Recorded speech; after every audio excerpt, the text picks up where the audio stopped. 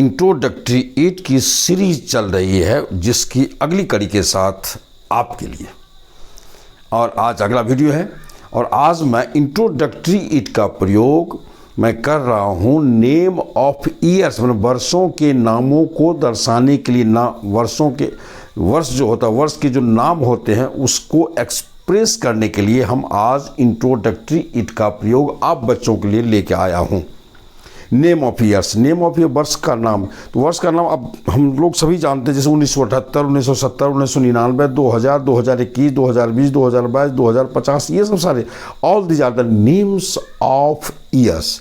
वर्षों के यही सब नाम हैं जो हम ईस्वी जिसको बोलते हैं, हम लोग हिंदी में ईस्वी बोलते हैं, सेंचुरी बोलते हैं, बस यही चीज़ है। तो जिसको आप एडी बोलते हैं इतिहास की भाषा में। तो आ जाइए हम लेके चल रहे हैं with names of years, with the names of years, वर्षों के नाम के साथ। तो आज हम बस सिंपल सी चीज़ है, जिस तरह से आप names of days, names of ये सब मंथ आपने देखा, बस ठीक उसी ढंग से आप ईट डाल दोगे। ईट के बाद इज दे दीजिए, वाज दे दीजिए, उसके बाद आप विल भी दे दो। फ्यूचर को अगर लाना हो तो कोई दिक्कत नहीं, विल भी दे दो। फिर उसके बाद आप ईयर्स, नेम्स ऑफ ईयर्स बैठा दो, एकदम बन जाएगा, कोई दिक्कत नहीं है। जैसे चलिए मैं लिख रहा हूँ 2022 है, ये हो गया। इसी को मैं लिख दे 2022। फिर आप लिख सकते हैं 2022 का वर्ष है, आप इसको लिखो, कुछ भी नहीं करना है, बस सीधा इट इज 2022, दैट्स ऑल, है ना। बस यही हो गया, आपको इतना ही करना है। It is 2022। इसी में कह सकता है आपको कि 2022 का समय है, तो भी आप इतना ही डालो, कोई दिक्कत नहीं है। वैसे मैं नेम ऑफ मंथ मैंने दिया था, आप चाहो तो इसको अलग ढंग से बना सकते हो, काफ़ी कोई दिक्कत नहीं है। आप कहते it is the year of 2022, it is the time of 2022। इतना जानने से अच्छा है आप सीधा लिखो इट इज़ 2022, 2022, बस ऐसा आप लिखो आराम से, बस काफ़ी है भाई। अब वैसे लिखने की कोई सीमा नहीं है। और इसी ट्रांसलेशन को अब चाहो तो और भी ट्रांसलेशन के साथ इसको जोड़ के हम इसको और भी लंबा कर सकते हैं। और इसी नेम ऑफ ईयर्स के माध्यम से हम बहुत सारी चीज़ों को एक्सप्रेस करते हैं। चलिए जैसे मैं ला रहा हूँ अभी, आप देख लो सारे बच्चे मैं क्या कर रहा हूँ आपको। चलिए एक सेंटेंस हम लिखते हैं थोड़े काल के लिए, और आइए आप सारे बच्चे बनाओ इसको।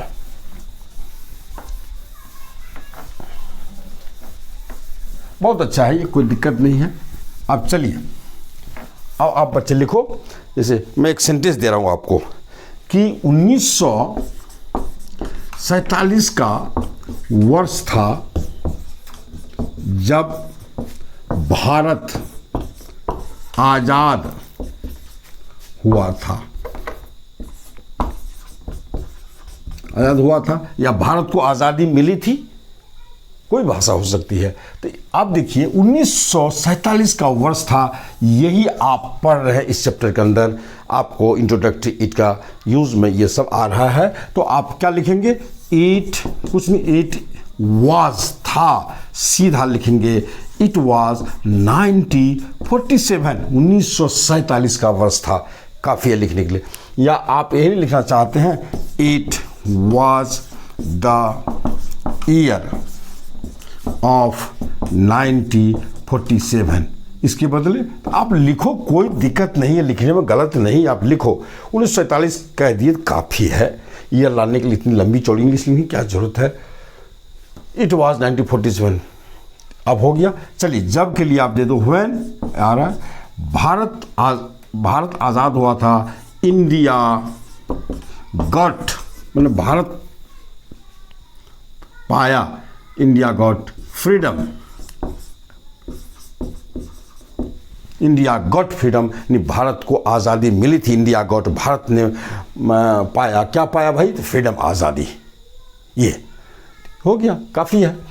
अब अगला मैं सेंटेंस दे रहा हूँ, जैसे थोड़ी काल के लिए 1947 का वर्ष था जब भारत बट गया। जब भारत बट गया, भारत बट गया। अब देखिए कैसे बनेगा, सीधा लिखिए, ये पार्ट आपका है। लिखिए इट वॉज 1947, इट वॉज 1947, बस काफ़ी है। व्हेन, जब, इंडिया वॉज डिवाइडेड, बस वॉज डिवाइड, बांटा गया। बट गया मतलब भारत को खुद तो बटा नहीं, बांटा गया। इसलिए आप ये इंडिया वॉज डिवाइडेड, वो टेंस से मैं पास्ट इंडिफिनिट में जाऊंगा तो ये सब सेंटेंस सब आएगा और आप भली भांति वहाँ जानेंगे। चलिए भाई मैं अगला लिख रहा हूँ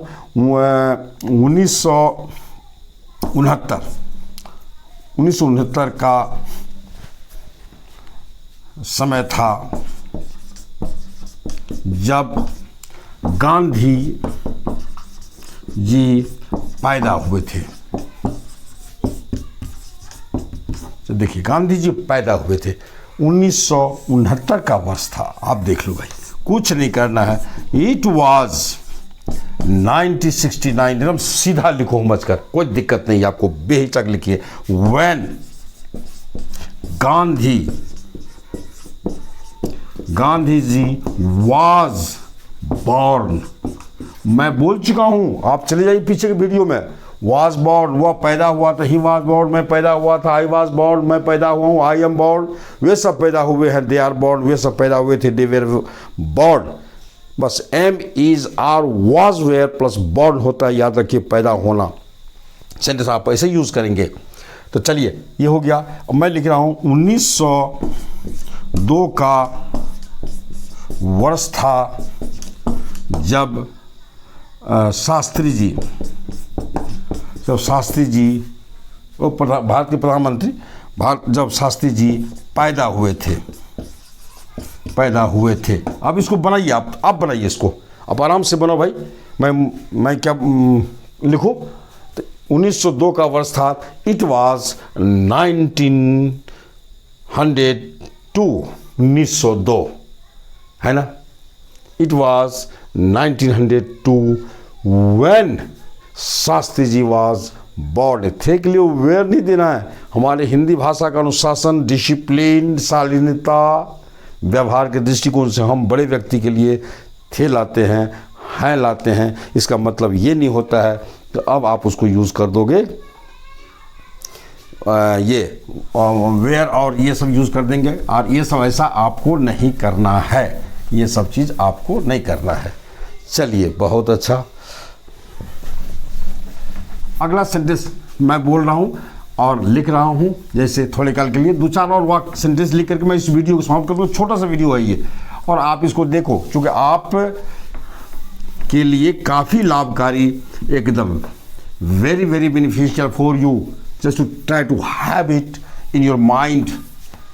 आप इसको अपने दिमाग में रखिए। एकदम छोटा छोटा वीडियो मैं दे रहा हूँ और एकदम वेरी वेरी इंपॉर्टेंट है ये।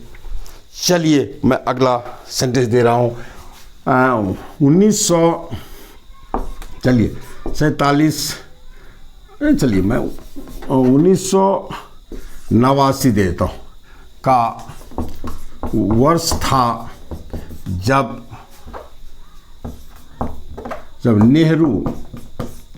नेहरू जी और हिटलर पैदा हुए थे। बस देख लीजिए, देंगे सीधा बनाओ इसको। It was 1989 when Nehru ji and Hitler were born. बस सीधा वेयर बॉर्न, चूँकि 2 व्यक्ति पैदा हुए थे इसलिए हम लोग को वेयर लाना पड़ा। कोई दिक्कत नहीं है।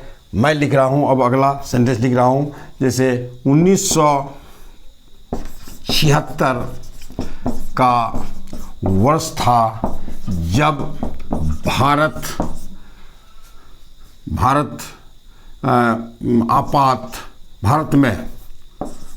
में आपातकाल था।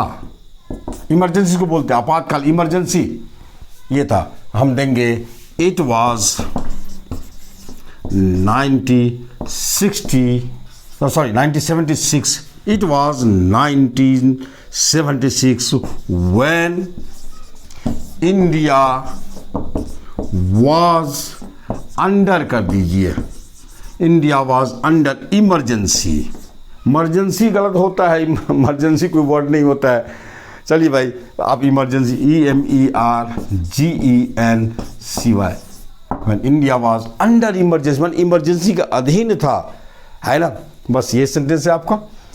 आप ये कर सकते हैं 1952 लगा देता हूँ, अच्छा सेंटेंस हमारा, अच्छा लग रहा थोड़ा सा। 1952 का वर्ष था जब